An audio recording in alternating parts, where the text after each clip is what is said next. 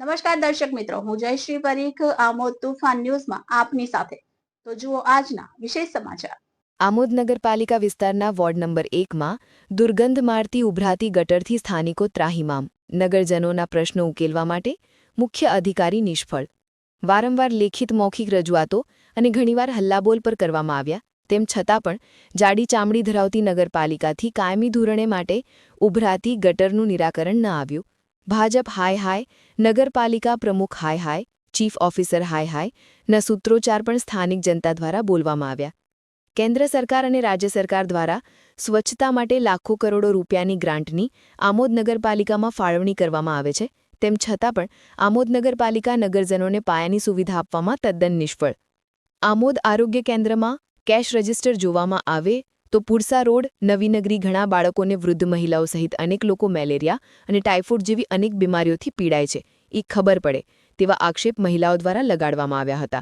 વિસ્તારમાં લગ્ન પ્રસંગ છે, સગાઈ છે, સ્થાનિક રહીશો અમે મંડપ ત્યાં બાંધીએ અને મહેમાનોને ક્યાં બેસાડીએ એવા પણ આક્ષેપ મહિલાઓએ મીડિયા સમક્ષ રજૂ કર્યા હતા. જો કાયમી નિરાકરણ કરવામાં નહીં આવે તો અમે સ્થાનિક રહીશો આમોદ નગરપાલિકાએ ઉભરાતી ગટરની ગંદકી લઈ નગરપાલિકાએ હલ્લાબોલ કરીશું તેમ ચીમકી આપતા કહ્યું હતું. ભાજપ શાસિત નગરપાલિકાના સભ્યો પણ જાડી ચામડી ધરાવતા નગરપાલિકાના પ્રમુખ અને ચીફ ઓફિસરને વારંવાર રજૂઆત કરે છે, પરંતુ તેમનું પણ સાંભળવામાં નથી આવતું, જેથી સ્થાનિક સદસ્યો પણ પબ્લિક વચ્ચે જતા શરમથી મૂંઝાય છે. મુખ્ય અધિકારી અને પદ અધિકારી પોતાની ખુરશી છોડી ક્યારે નગરજનોના પાયાની સુવિધાઓના પ્રશ્નોનું નિરાકરણ લાવશે, હાલમાં નગરમાં ખૂબ જ ભારે ચર્ચાનો વિષય બન્યો છે. Bureau chief Maksud Patel, Amod. રૂક્ષાનાબેન નામ છે. અહીંયા ગટરો વારંવાર છલકાય છે. અમારે ત્યાં શાદી છે, મહેમાનો કેવી રીતના કરવાની?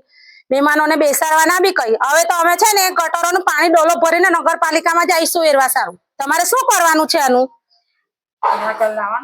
નિરાકરણ લાવવાનું છે કે શું કરવાનું છે? હસીનાબેન, શું સમસ્યા હતી અહીંયા તમારી? આ નગર ગટરો ઉભરાય છે.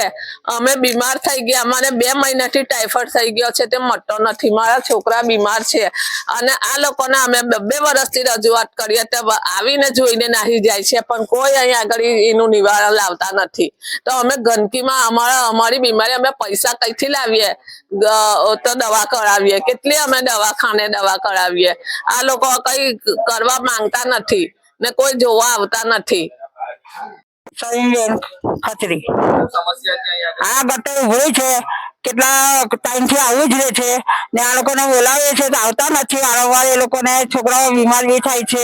પછી અમારે શું કરવું? તો પછી અમારે આંદોલન કરવું પડશે. ને બીજું કે આવું વારંવાર થોડું ચાલે. અમે ગરીબ પરિસ્થિતિ છે એટલે નથી આવતા. માલદારને તો તરફ જતા રહે છે. એ કેમ? એ લોકોને પૈસા તો મળે છે. આ સમસ્યા તો 2-3 વર્ષથી આવું જ છે. આ તો સમસ્યા થઈ જ નથી. જઈએ છે તો કે આવશે આવશે, લોકોને કોઈ આવતા બી નથી, જોવા બી નથી આવતા.